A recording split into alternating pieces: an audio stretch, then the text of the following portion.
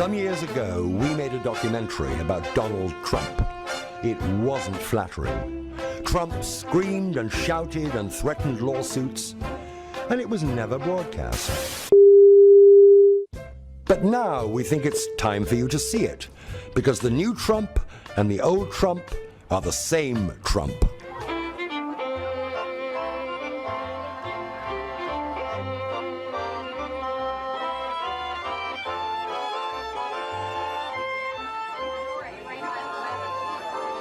I never thought I'd be doing this, I have to tell you. So just everybody have a good time, enjoy yourselves, and for many years enjoy the Trump shuttle. It seems hard to believe, but that triumphant ride on the Trump shuttle was barely 3 years ago. It feels like so much longer. Nothing marked the end of the 1980s, the decade of greed, more than the downfall of Donald Trump. But who is this man who rose so high and fell so fast? Very good. Give it to that girl right over there. He presents himself marvelously, but the Donald Trump that I saw in real life was very different. Mr. Trump, please. I believe that Donald Trump would be a very unhappy man if no one paid any attention to him. He skirts the law in the sense that he goes right up to the edge and sometimes over it. He talks a good game, but he lacks character. I mean, it's the American dream gone berserk, really, is what it is.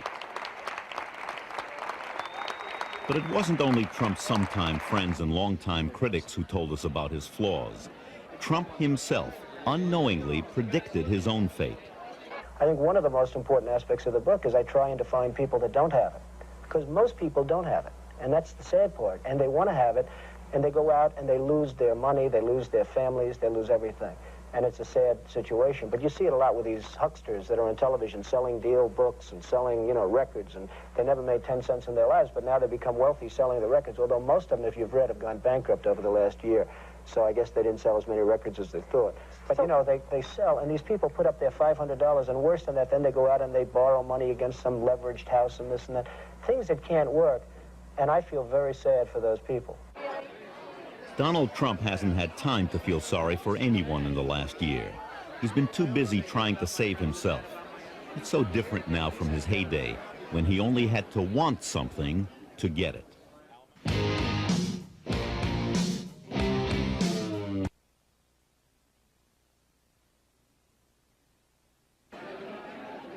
It is easy to see that Trump is in trouble now. His ego is bruised, his empire reeling. But to find out why, you must turn back the clock to look for the clues. We begin our story in the fall of 1988, with Donald Trump at the top of his game. Here he is at a political dinner honoring Andrew Stein, president of the New York City Council. Trump is a hustler. If a big guy, a rich guy, puts his arm around a politician, often that's better than money, because the politicians are in love with anybody who has money. Trump puts more than his arm around politicians. He's a frequent and generous campaign contributor to the council president. He is explaining to Stein that the contributions of some of his New Jersey associates are in violation of the new campaign laws. He's going to take them back and fix the problem. Right down.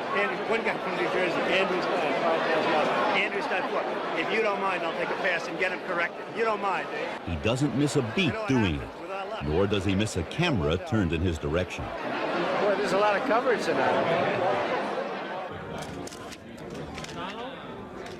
He was the best-known businessman in America.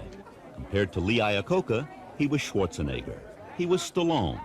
Maybe he was even Elvis. Look, I'm making him a star.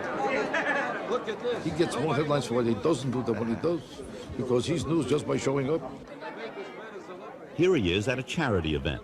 It's at the Plaza Hotel, then his newest toy. His wife, Ivana, had just had some very appealing cosmetic surgery. Don Johnson and Melanie Griffith were along for the ride. Not surprisingly, the press forgot all about the charity. It was a time when celebrities dominated the news, and thanks to their press agents, The rich were celebrities in the 1980s, Trump in particular. No matter what he said or did, no one asked the hard questions. In merchandising the apartments in Trump Tower, he would plant articles in the newspaper suggesting that the Prince of Wales was going to take an apartment, Sophia Loren was going to take an apartment, and wouldn't it be wonderful to see Sophia sitting in her bathtub overlooking Central Park, and all kinds of wonderful stories. It's a 58-story building, although if you ask Mr. Trump how tall it is, it's actually 68. He skipped 10 floors in the numbering system because it's much more exciting to live on the 55th floor than it is on the 45th floor. It drove the fire department absolutely crazy because they lost 10